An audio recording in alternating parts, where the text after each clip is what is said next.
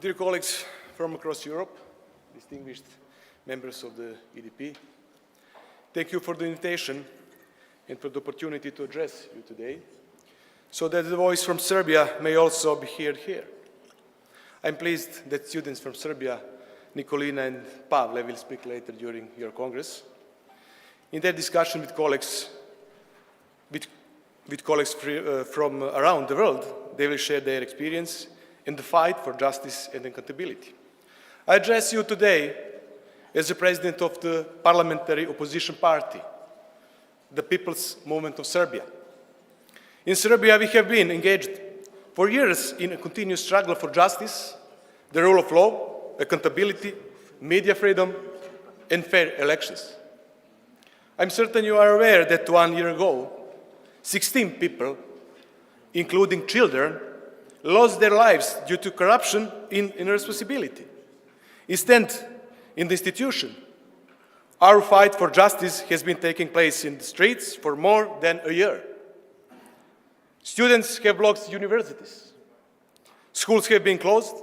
We have blocked roads, and hundreds of thousands of people have taken to the streets in the largest protest in our history. Farmers, lawyers, doctors, professors, and teachers have all protested. We have marched across the entire country, and the mother who lost her son even went on hunger strike demanding justice. All we ask is one simple thing: that institutions do their job. What was the response? The authorities in Serbia responded with repression, police brutality, unlawful arrests, the formation of paramilitary and parapolice groups and camps, a complete usurpation of institutions, media control and attacks on journalists, accusation that the citizens of Serbia, together with EU member states, are organizing a call revolution, and the refusal to call free and fair elections that could help us overcome the crisis we are in. I believe you are aware of all this, as it's clearly stated in most recent European Parliament resolution on Serbia. I would like to thank all members of the European Parliament who chose to defend the voice of the people of Serbia and the values of democracy rather than a corrupt and authoritarian regime. Thank you, Mr. Goci. Still, I assure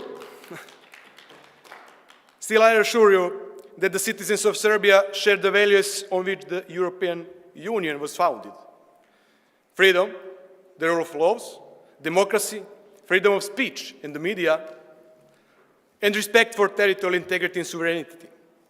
Above all, we deeply value peace. That is why I am convinced that Serbia belongs in the European Union, and that we will succeed in achieving this goal. Serbia needs Europe, and Europe needs Serbia. Serbia is a leader of the Western Balkans. In the future, we will need more mutual honesty and stronger respect for the EU's fundamental values. Serbia has no better partner, and our path toward the EU must accelerate.